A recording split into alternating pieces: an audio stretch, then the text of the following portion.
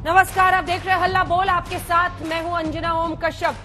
जिस दिन सगाई की उस दिन निक्की को मार डाला।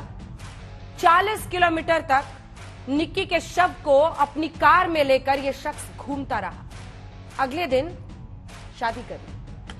आज हम हल्ला बोल में बात करेंगे दिल्ली में श्रद्धा जैसी एक और हत्याकांड की और पूछेंगे और कितनी श्रद्धा। निक्की नाम की एक लड़की और साहिल नाम के एक लड़के के बीच 5 सालों तक प्यार चला। फिर साहिल के घर वालों ने उसकी शादी तय कर दी।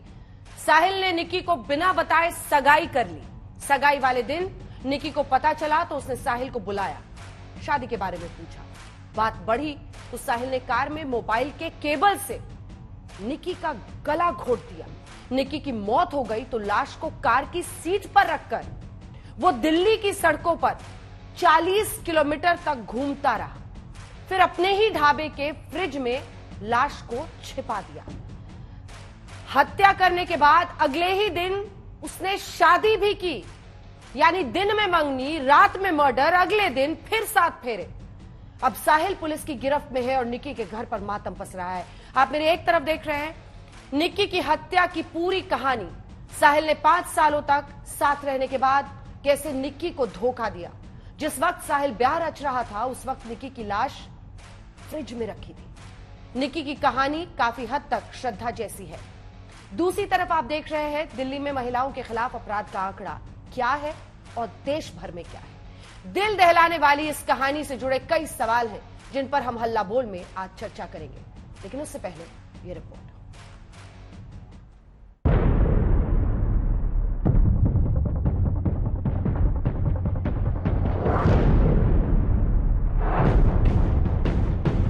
ये निक्की यादव का आखिरी वीडियो है।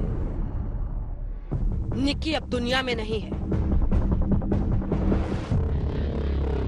पुलिस की गिरफ्त में दिख रहा ये शख्स साहिल गहलोत है। साहिल पर निक्की की हत्या का आरोप है। 24 साल का साहिल दिल्ली का रहने वाला था और 22 साल की निक्की हरियाणा के झज्जर की।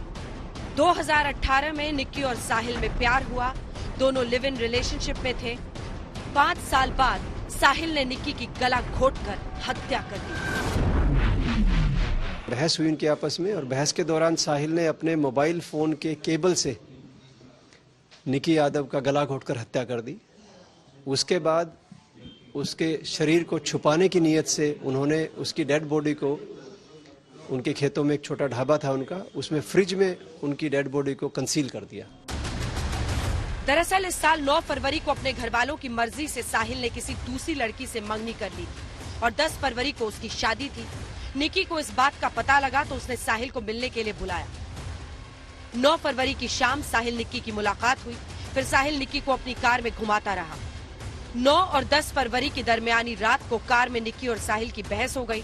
साहिल ने मोबाइल के चार्जर से निक्की का गला घोट दिया। मौत के बाद निक्की की लाश कार के आगे वाली सीट पर ही पड़ी रही। लाश को लेकर साहिल करीब 40 किलोमीटर घूमता रहा।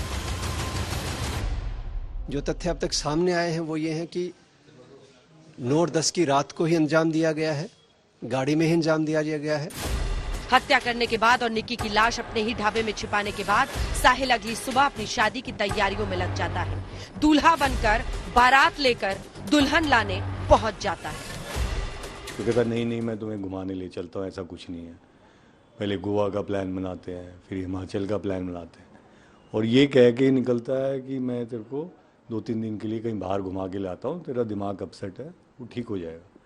और उसी दौरान ये दिल्ली में कि बस अड्डे चलते हैं, वहाँ चलते हैं और उसका मर्डर करके ये करता। अगले दिन सुबह शादी में चला जाता है बारात लेके। निक्की का कत्ल करने के बाद साहिल ने उसका फोन अपने पास रखा लेकिन उसे ऑन नहीं किया ताकि पुलिस उस तक पहुंच न सके। यही नहीं, जब निक्की के पिता की बात उससे नहीं हुई तो उसके पिता ने साहिल को फोन किया। कॉल किया तो क्या एग्जैक्टली क्या साहिल से आपकी बात हुई? आपने क्या बोला उससे? मैंने बोला कि भाई आप निक्की को जानते हो? जी। कह रहा जी हाँ जानता हूँ मैं। कहाँ है वो? कह रहा वो तो घूमने गई है।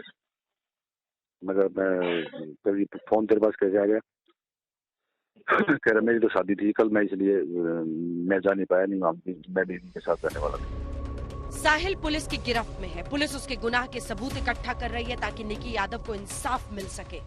दिल्ली पुलिस इस बात की भी तहकीकात कर रही है कि कहीं साहिल का प्लान भी निक्की की लाश के टुकड़े कर उसे ठिकाने लगाने का तो नहीं था, यानी वही हैवानियत जो आफ्ताब ने श्रद्धा के साथ की थी। इस बीच निक्की के पिता ने साहिल को सजाए मौत देने की मांग की है। हमारी बेटी के साथ पूरा अन्याय हुआ है, उसको मैं चाहता हूँ कि उसको सरकार सजाए मौत दे। निक्की के घर में मातम पसरा है। किसी को भरोसा नहीं हो रहा कि उनकी बेटी अब इस दुनिया में नहीं है। मेरी पति मेरी खुद की बात हुई। कभी निक्की ने कुछ बताया नहीं था घर पे? कुछ कभी नहीं बताया मेरे को, बल्कि मैंने खुद पूछा है, बेटे इस टाइम ठीक हो तुम? ठीक है पापा बाबा। बहरहाल निक्की की हत्या के बाद शायद साहिल अपनी शादी में बिजी हो गया। तय मानिए अगर उसे मौका मिल जाता तो शायद फ्रिज में बंद निक्की की लाश का वो वही हश्र कर सकता था जो श्रद्धा की लाश का आफ्ताब ने किया था, लेकिन इससे पहले ही वो पुलिस के हत्थे चढ़ गया। अरविंद ओझा और हिमांशु मिश्रा के साथ आज तक ब्यूरो।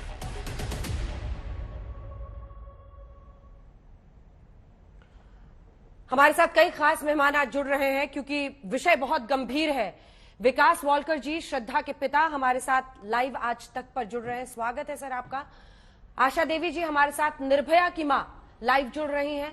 कुछ ही देर में नवनीत राणा सांसद हमारे साथ जुड़ेंगी। डॉक्टर जयंती दत्ता हमारे साथ जुड़ रही हैं, स्टूडियो में क्रिमिनल साइकोलॉजिस्ट हैं। एल.एन. राव साहब, पूर्व पुलिस अधिकारी, हमारे साथ चर्चा में जुड़ रहे हैं।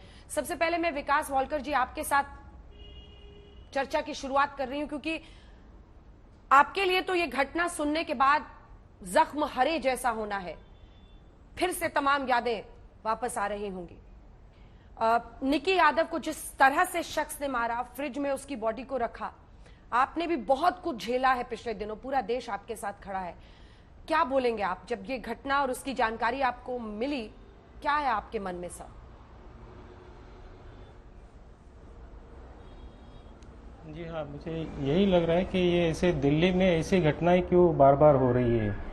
इससे ऐसा ही लग रहा है कि दिल्ली में महिलाएं बिल्कुल सेफ नहीं है। यहाँ पर भी हमने निक्की के पिता की बात सुनाई, वो भी फांसी की मांग कर रहे हैं। जब इस तरह के हादसे होते हैं, जो परपेट्रेटर ऑफ क्राइम होता है, जो आरोपी होता है, उस पर किस तरह का गुस्सा आता है? और आपको भी सब बातें वापस आ रही होंगी, आपको भी इंसाफ का इंतजार है।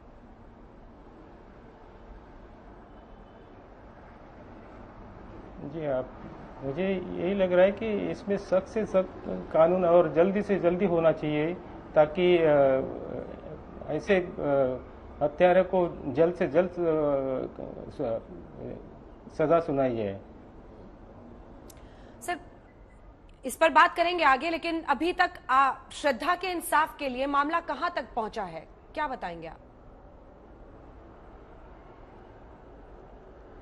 नहीं, अभी मुझे 21 तारीख पहला पेशी है, तो उस दिन शायद केस की सुनवाई होगी। लेकिन क्या पुलिस ने आपको बताया है जितने सबूत चाहिए थे उतने सबूत वो इकट्ठा कर पाए हैं ताकि केस को सॉलिड तरीके से कोर्ट में जीतने तक वो लड़ सके?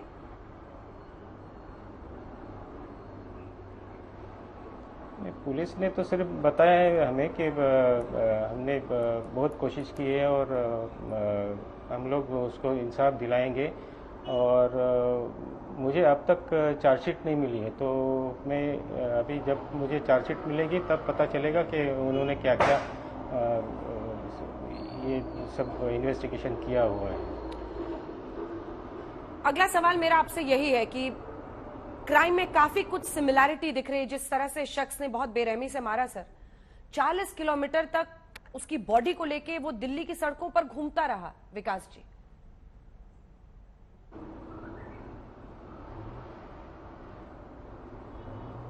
या मुझे यही पता नहीं चल रहा है कि ये अगर इतना घिनौना काम करते हैं और दिल्ली की सड़कों पर ऐसे घूमते रहते हैं, तो मुझे लग रहा है कि ये कुछ कानून भी ऐसा होना चाहिए कि ऐसे कुछ दरिंदगी सामने नहीं आना चाहिए।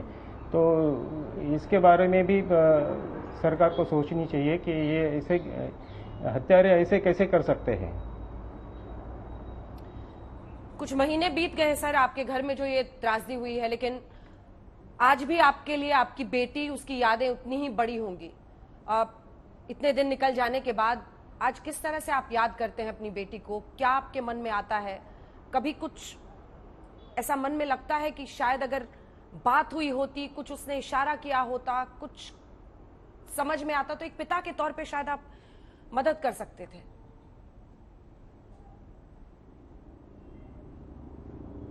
जी हाँ, मैं ज़रूर उसकी मदद कर सकता था, लेकिन पता नहीं उसने भी कुछ मुझे कहा नहीं और उसके दोस्तों ने भी कुछ बताया नहीं मुझे।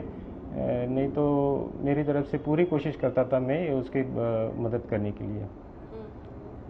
ये निकी यादव का जब मामला अब आपने सुना है तो क्या लग रहा है आपको? क्या आपको लग रहा है कि पुलिस की कमी रही है, या सामाजिक जो ताना बाना है उसमें एक बहुत बड़ा गैप आ गया है, या लोगों को ये लगता है कि इस तरह का क्राइम करके वो बच जाएंगे, या फिर आफताब कांड को भी देखकर कई लोगों ने, कई सारे क्रिमिनल्स उसके बाद हुए हैं जिन्होंने कहा है कि आफताब कांड को उन्होंने देखा था और उसकी वजह से ऐसा किया था?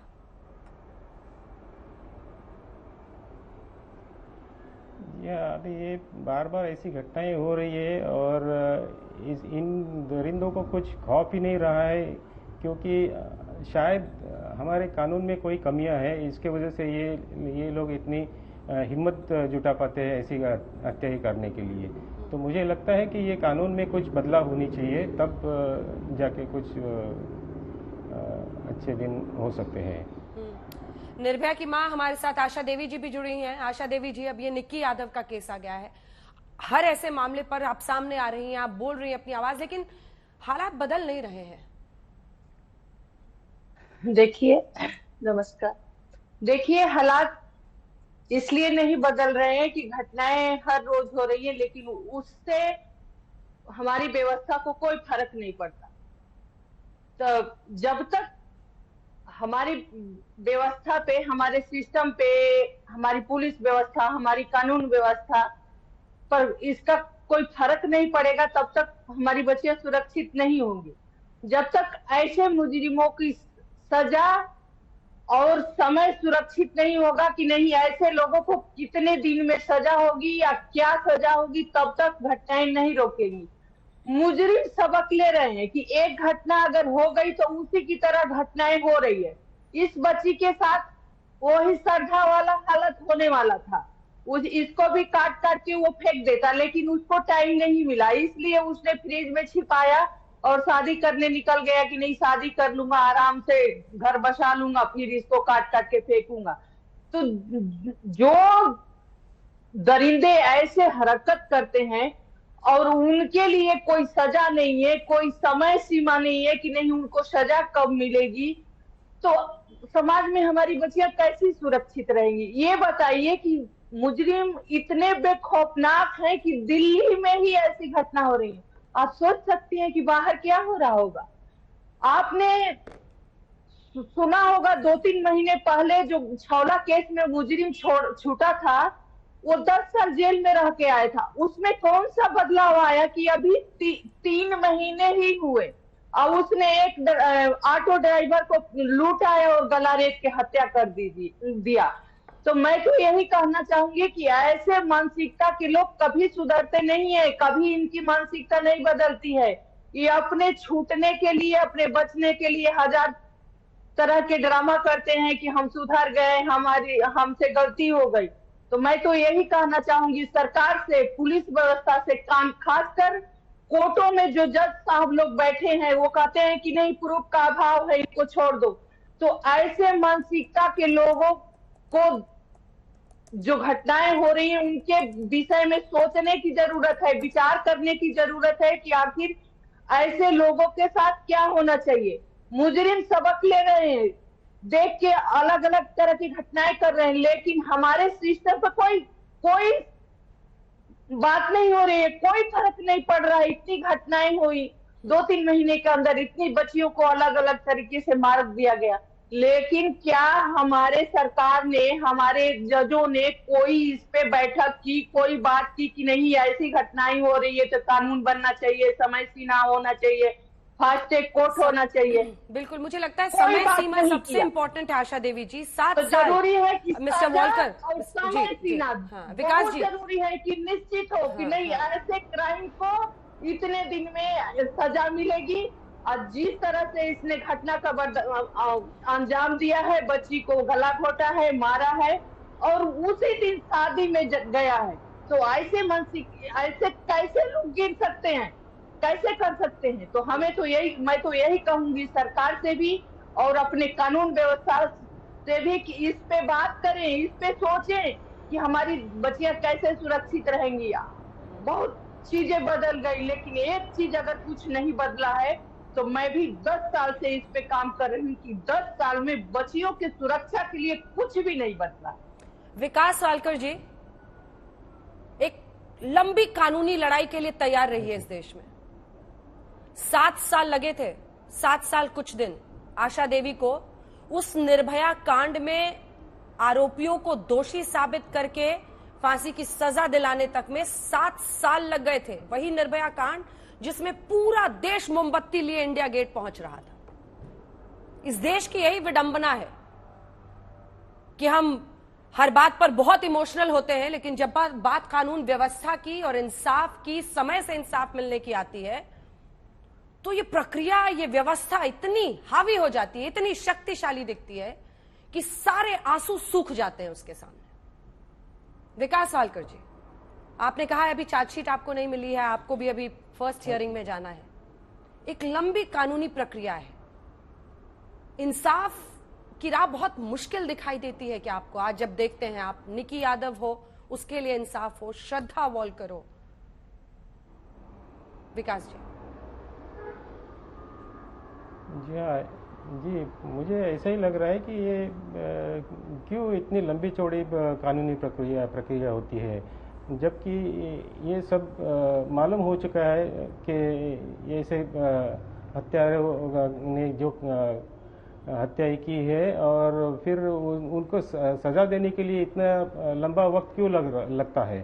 तो मुझे यही बताना है कि अगर इसके जल्द से जल्द सजा होगी तो उसके लिए जरा कोशिश कीजिए।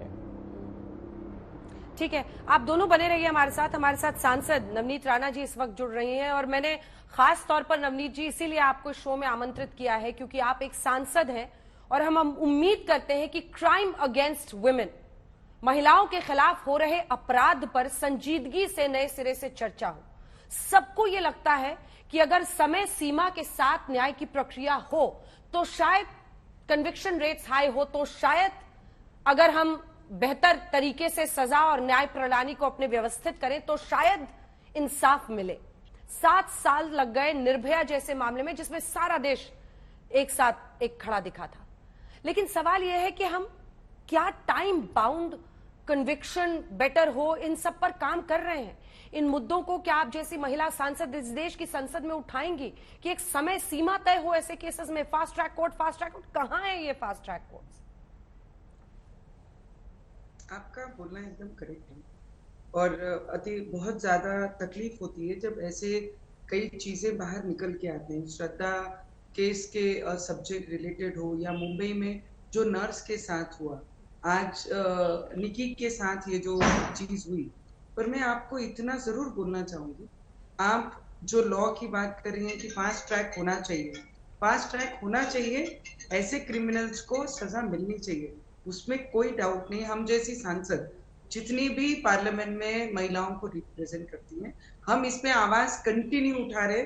श्रद्धा का मर्डर केस हो या निर्भया केस हो या कोई भी ऐसे सब्जेक्ट जब आते हैं तो उसके लिए हम वहां पर उतने ही अग्रेसिव रहकर वो सब्जेक्ट हमेशा हम पार्लियामेंट में उठाते हैं। पर मेरा भी कुछ समाज को और हमारी लड़कियों को, क्योंकि मैं हमेशा यही कहती हूँ कि हमारी संस्कृति जो हमें सिखाती है बिफोर मैरिज ये लिव इन, ये वेस्टर्न कल्चर है, ये हमारा कल्चर नहीं है। मतलब आज हम जिस बात पे बात कर रहे हैं कि 2018 से जब निकी उनके साथ में एक फ्लैट में जब रहती है तब बाकी चीजें क्यों काउंट नहीं होती हैं? जब रेंट देने वाले को आज समाज में जब हम देखते हैं, यंगस्टर्स को पेरेंट्स ने अपना ब्लड का जो पेरेंट्स होते हैं, हम रूरल एरिया से बिलोंग करते हैं और बॉम्बे की रहने वाली मैं लड़की हूँ। हमारे मराठी में भी मन है, बोलते रक्ताचा थेम थेम आम्ही देतो। जो पेरेंट्स होते हैं ना, वो अपने बच्चों को ब्लड का एक एक थेम उनके भविष्य के लिए देते हैं। तब लड़कियां क्यों ये चीज सोचती नहीं है कि लिव इन, ये हमारी कल्चर नहीं है, हमारे देश का कल्चर ये नहीं है, ये वेस्टर्न कल्चर है। और जब एजुकेशन के लिए या उनके फ्यूचर के लिए बच्चों को बाहर भेजा जाता है, उनसे दूर करके उनके पैर पे खड़ा रहने के लिए भेजा जाता है, तब वो बहुत सारी केसों में मेरे पास जो आती हैं लेडीज, लड़कियां आती हैं, जब वो स्टडीज करने जाती हैं तो फॉल्स एनजीओ के एक मैरिज सर्टिफिकेट बनाकर कई लड़कों के साथ में वो एक फ्लैट में शेयर करती है। फिर जाके ये सब क्रिएशन शुरू होता है मैडम, क्योंकि 5-6 साल आप जब एक लड़के के साथ, एक व्यक्ति के साथ एक ही जगह में, एक ही घर में ऐसे लिव इन आप रहती हो, तो एक्सपेक्टेशंस बहुत ज्यादा एक अलग लेवल पे चले जाती हैं। तो मुझे तकलीफ उस बात से भी है, मुझे चिंता उन पेरेंट्स की भी है कि जो पेरेंट्स अपनी बच्चियों को अपने भविष्य के लिए अपने से दूर करती हैं और फिर उनके साथ में ऐसे होते हैं। कई के 35 टुकड़े किए जाते हैं, कई को काट कर फ्रिज में रखा जाता है, कई को बेड में रख दिया जाता है। मुझे लगता है ये सब चीजें इसके साथ रिलेटेड है। हमारा कल्चर जो हमें सिखाता है, हमारी बच्चियों ने वो फॉलो करना बहुत जरूरी है। जब सांसद में आएगा, लॉ के लिए लड़ना है, तो एज ए महिला, एज ए वुमेन हम सबसे पहले रहेंगे, और हम रहते भी आए हैं, या फिर हमारे क्षेत्र में हो या फिर पार्लियामेंट में हो। जब भी रेप का कोई सब्जेक्ट आता है, निर्भया केस जैसे मुद्दे आते हैं, तो मुझे लगता है हम ही महिलाएं सबसे आगे रहकर, और आप भी जब चैनल के माध्यम से काम करती हैं तो आपको भी उतनी तकलीफ होती है, आपकी आवाज भी उतनी स्ट्रांगली पहुंचती है। तो मैं आपको भी विनती करूंगी, जब मैं स्पीच लिव इन पे देती हूँ कि लिव इन कल्चर हमारा नहीं है, ये वेस्टर्न कल्चर को अडॉप्ट किया हुआ चीज है, तो मुझे लगता है हमारी बच्चियों को हमने ये भी संस्कृति, अपने संस्कार देने चाहिए कि this is not our culture, ये वेस्टर्न कल्चर है। उसके बाद ये सब चीजें करती हैं। लॉ के लिए फास्ट ट्रैक होना बहुत जरूरी है। जो ऐसे क्राइम करता है उसके साथ उसे फांसी की सजा मिलनी चाहिए, उसके लिए हम आवाज जरूर उठाएंगे, पर उसके साथ साथ हमारी बच्चियों को भी कुछ समझाना और बताना हमारा भी कर्तव्य है। ठीक है, 2 पॉइंट्स है मेरे जहां पे मैं आपसे सहमत नहीं हूं और मैं अग्री नहीं करती हूं। पहली बात यह है कि जब हम दोष खोजते हैं तो हम लड़की पर ओनस डालते हैं। नैतिक और सांस्कृतिक शिक्षा अपनी जगह पर है नवनीत जी, लेकिन इस देश की सर्वोच्च अदालत भी ये कहती है, 2013 की सुप्रीम कोर्ट रूलिंग में, इंदिरा शर्मा वर्सेस वीकेबी शर्मा में रूलिंग आई थी कि विमेन पार्टनर जो है लिव इन रिलेशनशिप में, वो प्रोटेक्टेड है under protection of women from domestic violence, PWDV act 2005 में। सुप्रीम कोर्ट भी ये जानता है कि आज की ये सच्चाई है। नैतिक और सांस्कृतिक रूप से जो शिक्षा हम बच्चों को दे सकते हैं वो घरों में देते रहें, लेकिन जो सच्चाई है और जो व्यवस्था की जिम्मेदारी है उससे मुंह नहीं मोड़ा जा सकता, ये कहकर कि बच्चियों पर ओनस है कि वो अपने आप को बचा कर रखें। जिस तरह से लड़कों को लेकर भी एक तरह की आजादी उनको मिलती है, वैसे ही वो जिस तरह के लिव इन रिलेशनशिप्स में रहते हैं, वैसे ही परिस्थिति सबके साथ है। तो मुझे लगता है कि कानून और समय सीमा, ठीक है आप अपना जवाब दीजिएगा, कानून और समय सीमा जो सरकार और व्यवस्था का काम है, अगर वही हम सुनिश्चित कर ले तो शायद बहुत बड़ा ब्रेक लगे। नवनीत जी, मैं आपको इतना जरूर बताना चाहूंगी, हम वो रियल ग्रेट लीडरों के देश से हम बिलोंग करते हैं, जहां पर ईंट का जवाब पत्थर से देना हम लोगों को सिखाया जाता है, वो हम दे सकते हैं। और लॉ जो हमें सिखाता है, लॉ के बारे में अगर आप बात करते हैं, as a member of parliament female में जो रिप्रेजेंट करते हैं आप, उसके बारे में आप बोलते हैं, तो ऐसे अत्याचारों को रोकने के लिए जो नियम होने चाहिए, जो लॉ बनने चाहिए, जो फास्ट ट्रैक पे लाकर इमीडिएट ऐसे क्रिमिनल्स को जो क्राइम ऐसे करते हैं उन्हें सजा होनी चाहिए। ये हो गई हमारी पार्लियामेंटेरियन और नियम कायदे के अनुसार जो मैं बात करूंगी वो पार्लियामेंट में आने के बाद मैं उस पर जरूर आवाज उठाऊंगी। पर मेरी चीज, मेरा दुखना as a mother, as a female, as a member of parliament, ये हमेशा से ही है और आगे भी रहेगा कि हमारी बच्चियों को खुद से सिक्योर होना बहुत जरूरी है। अगर आप किसी के साथ विदाउट एनी मैरिज आप रहते हैं, ये मेरी संस्कृति नहीं है, ये मैं अडॉप्ट नहीं कर सकती। लॉ जो सिखाता है वो अलग चीजें हैं, लॉ बोलता है उसे मानते हैं हम, पर मुझे as a personally, as a mother और एज ए डॉटर किसी की, एज ए वाइफ, मैं आपको इतना जरूर बता सकती हूँ, ये मेरी संस्कृति नहीं है जिसे मैं मेरी लड़कियों के बीच में या कॉलेजेस में जाने के बाद या लड़कियों के कोई मेड़ावे लेने के बाद मैं उन्हें इस लाइन पे जरूर गाइड करती हूँ। लॉ के लिए हम आपके साथ हैं कि लॉ को मजबूत होना चाहिए, फास्ट ट्रैक करनी चाहिए। 7 साल निर्भया केस के जैसा 7 साल उनके पेरेंट्स के चप्पल घस गए थे, उतना देर नहीं लगना चाहिए। उनकी बेटी या हमारी बेटी, इस देश की कोई भी बेटी हो, उसे इंसाफ मिलना बहुत जरूरी है। ये हमारी सबकी दिल से इच्छा है। पर इस बार जब पार्लियामेंट होगा तो 100% अंजना जी, आपको as a member of parliament, as a female, आपको मेरी आवाज इस विषय को लेकर बहुत ताकत से, बहुत मजबूती से पार्लियामेंट में दिखेगी। और जब जब हमारी बच्चियों को हमारी जरूरत पड़ेगी, हम एज ए फीमेल उनके साथ रहेंगे। पर मेरी बच्चियों से एक रिक्वेस्ट जरूर रहेगी कि जो हमारी संस्कृति है, जो हमारा कल्चर है, हमने भी उसके अनुसार आगे चलना चाहिए। और ऐसे दोषियों को सजा आवश्यक मिलनी चाहिए, फास्ट ट्रैक के माध्यम से मिलनी चाहिए। ठीक है, श्रद्धा वॉल्कर के पिता हमारे साथ हैं, वो आपसे कुछ कहना चाह रहे हैं। अगर आप विकास जी उनसे पूछना चाह रहे हैं, कोई बात कह रहे हैं लिव इन रिलेशनशिप को, लगता है आपको आज की सच्चाई है उससे भागना मुश्किल है। विकास जी आपको सुन रही हैं, नवनीत जी आप बोल सकते हैं। मैंने एक बार ऐसे सवाल किया था कि लिव इन रिलेशन में ऐसे कानून होने चाहिए जो कानून के दायरे में आना चाहिए, कुछ चीज़ें जो अब तक नहीं है, तो ऐसे क्यों नहीं कर रहे? तो इसके ऊपर कुछ पाबंदी होनी चाहिए, ऐसे मुझे लग रहा है। आपके दुख में हम सभी as a mother, as a daughter, हम आपके साथ में हैं।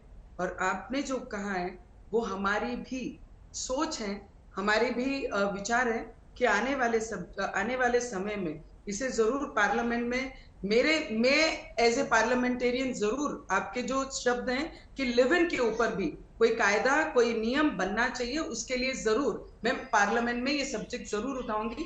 पर भाई साहब, एज ए पेरेंट्स और एज ए फीमेल मैं आपके प्रश्नों के साथ रहूंगी और आपके दुख में हम सभी महिलाएं पूरे देश की आपके दुख में शामिल है। विकास जी आप और कुछ कहना चाहेंगे उनसे, मैम से? जी धन्यवाद। नहीं, मुझे लगता है उन्होंने सही जवाब दिए हैं। ठीक है, आशा देवी जी आप कुछ कहना चाहती हैं मैम से एक सांसद के तौर पर? नवनीत जी, क्योंकि ये आवाजें ऐसी हैं जो इस ऐसे लड़ाई से जुड़ी हुई हैं, तो वो अगर कुछ कहेंगी तो विनम्रता से सिर्फ इसलिए है क्योंकि आप लोग देश की संसद में मैं भी उनकी बात सुन रही हूँ और कहना चाहती हूँ इसी पे कि ठीक है, अगर कानून कोर्ट ने, अगर हमारा कानून या लॉ कहता है कि नहीं ये रिलेशनशिप ठीक है, तो जो बच्चियों पे भी लागू होता है वो लड़कों को भी तो होना चाहिए कि जो लड़का 4 साल 2 साल रिलेशनशिप पे रहता है तो कानून का ये भी लाइन होना चाहिए कि वो दूसरी शादी दूसरी लड़की से नहीं कर सकता। तो सारी गलती लड़कियों की क्यों है? आप लॉ बना के दे रहे हैं, लड़कों को आजाद कर रहे हैं कि नहीं आप रिलेशनशिप में रहो, आप 5 साल बाद जाके शादी करो। तो मैं ये कहती हूँ, मैं मानती हूँ कि नहीं, हमारा संस्कृति ये नहीं है कि नहीं हम शादी से पहले रिलेशनशिप में रहे, लेकिन अगर हमारा लॉ कहता है कि नहीं ठीक है ये, तो लॉ लड़कों पे भी तो लागू होना चाहिए कि नहीं। अगर तो आप किसी बच्ची के साथ, किसी लड़की के साथ 2 साल 4 साल रिलेशनशिप में हो तो आपको कोर्ट के माध्यम को देना पड़ेगा, नहीं दूसरी शादी नहीं कर सकते। तो उनके पे विरोध क्यों नहीं है? वो आजाद हैं कि 5 साल रिलेशनशिप पे रहे, गाड़ी में काट के फ्रिज में भर दे, घर में काट के फ्रिज में भर दे या दूसरी शादी कर दे। लेकिन लड़की तो गई, लड़की का परिवार तो गया, पूरा बच्चा है, अपना बच्चा चला गया, हम घर में बैठ नहीं सकते, 10 साल घिसते रहेंगे, तो ये कैसा कानून है? तो मैं ये कहूंगी कि इसमें भी कानून, कोर्ट इस कानून को भी बदले कि अगर कोई बच्ची रिलेशनशिप में है तो वो लड़का दूसरी शादी नहीं कर सकता। ठीक है, अगर कर सकता है तो उसको सजा मिलनी चाहिए। लेकिन बात यहाँ क्राइम की है और हत्या की है। जिस तरह से बच्ची के साथ हत्या हुई है, आगे भी हत्या ही हुई है, तो इसमें उनको जल्द से जल्द फांसी की सजा होनी चाहिए। जिसके लिए हमारा कोर्ट, हमारी सरकार एक समय सीमा तय करे और सजा सुरक्षित करे कि कितने दिनों में उनको कैसे सजा मिल सकती है, तभी हमारी बच्चियां सुरक्षित होंगी। नवनीत राणा जी। मैं आपकी कई बातों से बहुत सहमत हूँ। मैं इसके लिए हमेशा मेरी बच्चियों को या हमारी बेटियों को या हमारी बहनों को मैं यही आह्वान इसलिए कर रही हूँ कि अब तक जितने भी ऐसे जो भी इंसिडेंट हुए हैं उसमें अगर जान गई है तो हमारी लड़कियों की जान गई है। तो मुझे लगता है पहले हमारी लड़कियों को हम लोगों को सिक्योरिटी देनी चाहिए, सिक्योर करना चाहिए। और लॉ जब बनेगा तो लॉ ऐसे ही नहीं बनाया जाता, लॉ पे बहुत सारे अमेंडमेंट्स आती है। आपने जो बात कही, आप एज ए मदर आपने जो पीड़ा सहन की है वो ध्यान में रखते हुए आपने बात कही है कि सिर्फ लड़कियों को ही क्यों, लड़कों को भी ये चीजें इंप्लीमेंट होनी चाहिए उनके ऊपर। जब नियम कायदा बनता है तो उसमें लड़की लड़के का भेदभाव कभी नहीं होता है, ये बात पहली हम सभी ने समझनी चाहिए। तो जब नियम के लिए हम आवाज उठाएंगे तो दोनों भी, या लड़का हो या लड़की हो, दोनों के लिए लॉ और नियम वो एक ही सरीका एक जैसा ही बनता है। तो मुझे लगता है जब भी इसके लिए आवाज हम उठाएंगे तो जब भी लॉ अमेंडमेंट होगा या पार्लियामेंट में आएगा तो ना लड़का ना लड़की देखी जाएगी, वो नियम सभी के लिए एक समान होता है। तो उसके लिए भी आप जो कह रहे हैं वो एकदम सही है, वो दोनों के लिए बराबर होना चाहिए और उसके के लिए काम करेंगे। पर फिर भी Anjana ji, I am very much hurt क्योंकि कंटिन्यू मैं ये चीजों पे बात करती आई हूँ। लिव इन ये हमारी संस्कृति नहीं, ये हमारा कल्चर नहीं, ये इस पे और इसके बावजूद जो इंसिडेंट होते हैं उसके लिए कड़क कायदे आने चाहिए, कड़क कानून आने चाहिए, जिससे लड़कों में भी ये ऐसे इंसिडेंट को अंजाम देते हुए वो दिमाग में वो चीजें और वो खौफ और वो डर रहे कि इसके बाद अगर हम हाथ में आ गए तो हमें कोई बख्शेगा नहीं। हमारे देश में लड़कियों को पूरी सुरक्षा ये सरकार के द्वारा और नियम कायदे के द्वारा दी जाएगी। उसके लिए जो भी लगेगा, जब भी लगेगा, हम पार्लियामेंट में जरूर इसके ऊपर आवाज उठाएंगे। It is not very easy but it is not impossible, तो हम उसको पॉसिबल करने की कोशिश भी करेंगे। जी, बहुत बहुत धन्यवाद आपका हमारे साथ जुड़ने के लिए और इस मुद्दे पर चर्चा करने के लिए, और उम्मीद यही कि देश की संसद में आप इन मुद्दों को उठाएंगे। धन्यवाद आपका सांसद जी हमारे साथ जुड़ने के लिए। मैम, आपके पास आते हुए, ये कौन सी मानसिकता है जिसकी वजह से इस तरह का क्राइम को अंजाम देता हुआ, मतलब आप सोचिए उसको मारा, चार्जर के केबल से कार में, फिर 40 किलोमीटर तक घूमता रहा बॉडी लेकर, और फिर उसको फ्रिज में डाल के सुबह में सगाई की थी, अगले दिन जाकर उससे शादी कर ली। आप ये बताएं कि ये 2-3 दिन की बात नहीं है, 2018 से ये रह रहे हैं साथ, तो इतने साल आपने झुटलाया, एक इंसान के साथ रह लिए। मुझे लगता है हमारे देश में कानून की कमी नहीं है, कानून तो है, लेकिन अनफॉर्चुनेटली वो कानून जो है परपिट्रेटर फ्रेंडली मुझे ज़्यादा दिखता है रादर देन द विक्टिम। आप देखिए, ये जो निर्भया कांड के लिए हमने इतना शोर मचाया, वर्मा कमीशन आया, फास्ट ट्रैक कोर्ट आया, लेकिन हमने सीख नहीं ली। हमारे देश में रेप नहीं कम हुए।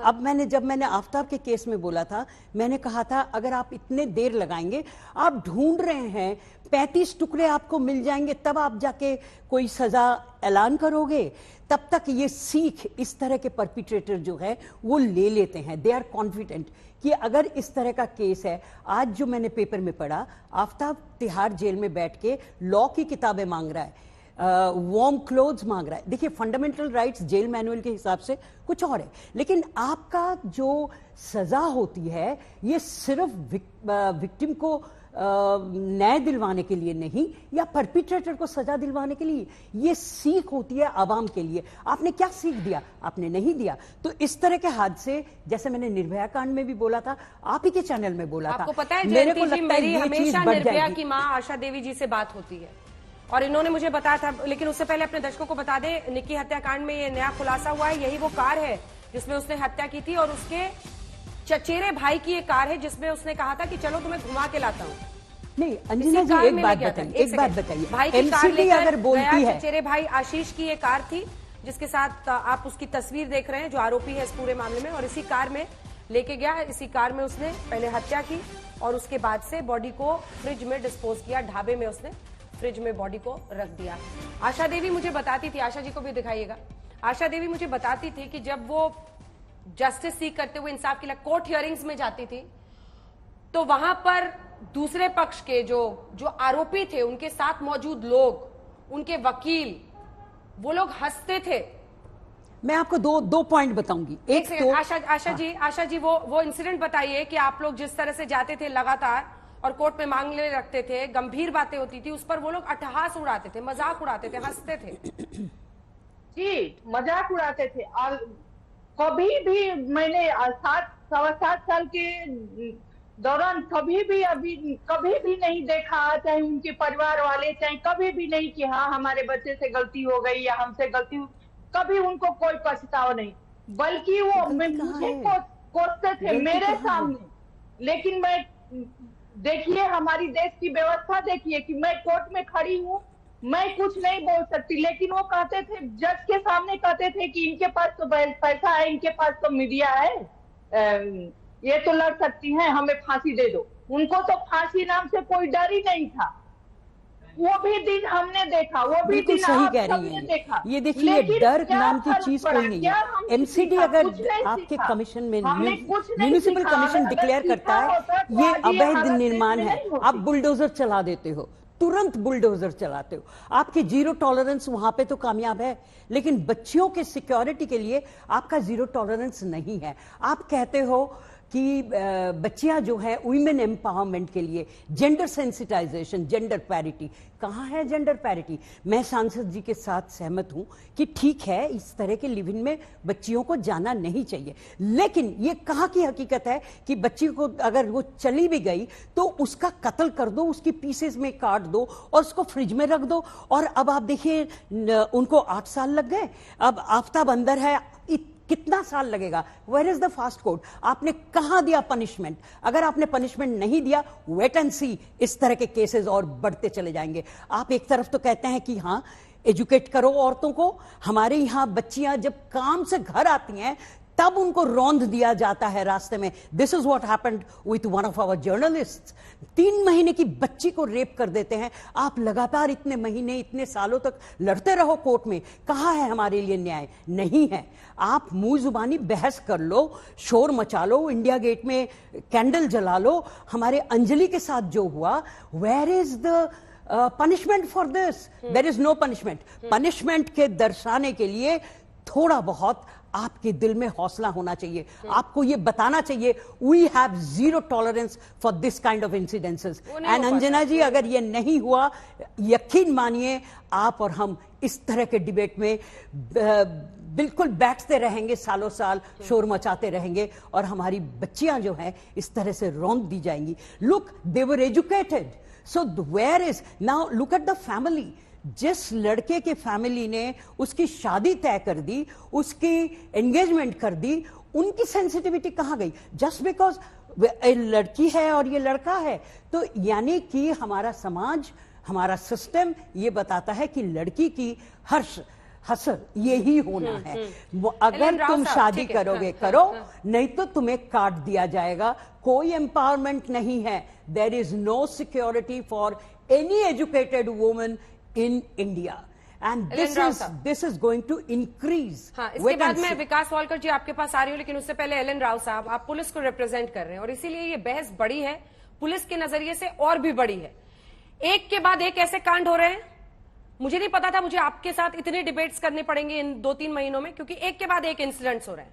श्रद्धा वॉलकर हो, उस लड़की के साथ हो जहां पर गाड़ी से उसको घसीटा गया इतनी दूर तक, अंजलि को। उसके बाद से अब हम ये निकी यादव का केस देख रहे हैं। निर्भया के टाइम से भी 2 दशक तो हो गए मैडम आपसे फेमिन इश्यूज पे, ऐसे घटनाओं पे डिस्कस करते हुए। मिस्टर राव, ये पिछले कुछ महीनों में ज्यादा हो रहा है, ज्यादा सामने आ रहे हैं, होता रहा है। तंदूर कांड से लेकर वो सब इसी का एग्जाम्पल है। तो ऐसा नहीं कि आज सडनली हो रहा है, लेकिन शीना वोरा, प्रॉब्लम ये है कि डर नहीं है। पुलिस का डर, इन्वेस्टिगेशन का डर, टाइमली कन्विक्शन का डर और सजा मिलने का डर नहीं है, जिसकी वजह से इतने बेखौफ होकर अपराध हो रहे हैं।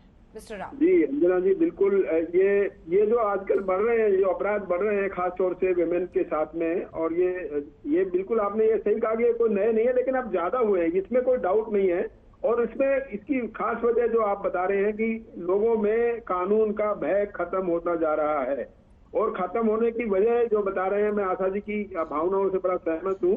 और वो क्यों है कि इतना टाइम लग जाता है फैसले होने में, इतना टाइम लग जाता है जस्टिस मिलने में, और इतने साल के बाद आदमी भूल जाते हैं। अभी श्रद्धा वालकर का केस अभी देखा आपने, हमने कई बार आपके साथ में वो किया और जाके मौके पर देखा, और कितने टुकड़े कितने भयानक तरीके से किया, और उसी को देखकर ये साहिल ने ये जो निक्की यादव के साथ जो किया है, मैं समझता हूँ उसी से सीख लेकर किया है। लेकिन हाँ, साथ साथ ये भी है कि कानून की कमी नहीं है हमारे यहाँ, कानून की लागू करने में थोड़ा बहुत इसमें है, और सिस्टम हमारा इस प्रकार से स्लो प्रोसेस है हमारा।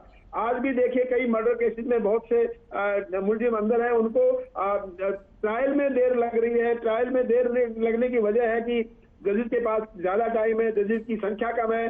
मैं हैरान हूं कि हमारे देश में हम कह रहे हैं कि बेरोजगारी है, और इतने कानून के जानने वाले जब बैठे हुए हैं, कानून के जानने, उनको क्यों नहीं जजेस अपॉइंट करते, क्यों नहीं ऐसे फास्ट ट्रैक कोर्ट्स बनी हुई है, इसमें कोई डाउट नहीं है।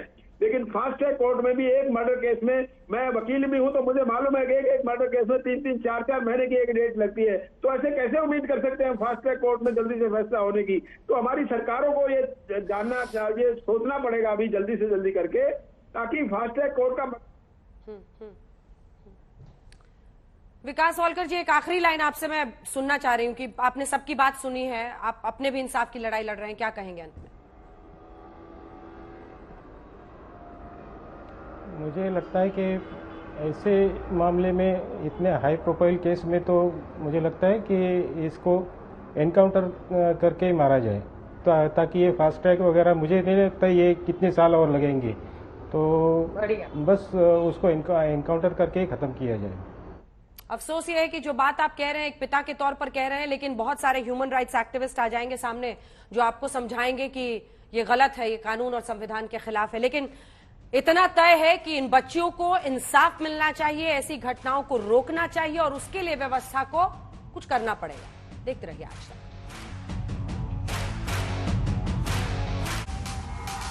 आज तक HD, सबसे तेज, सबसे ज्यादा।